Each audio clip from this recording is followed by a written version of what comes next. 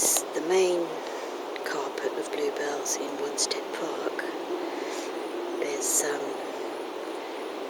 some wild ones growing up in the woody area near the top of the park, near Warren Road entrance. But this is near the temple, and it's enormous. This huge spread of bluebells, really rich, vivid blue, and lovely scent. And lots and lots of bird song this morning. It's almost 11. Not many people around. It's a Tuesday after Easter.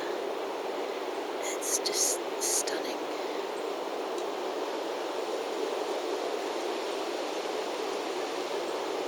It goes on and on and on. There's little trails in amongst them, so you can walk through them without walking on them. Really gorgeous.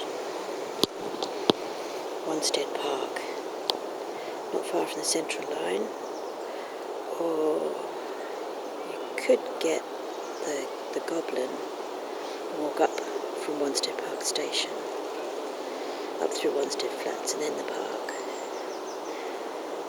So this is in London.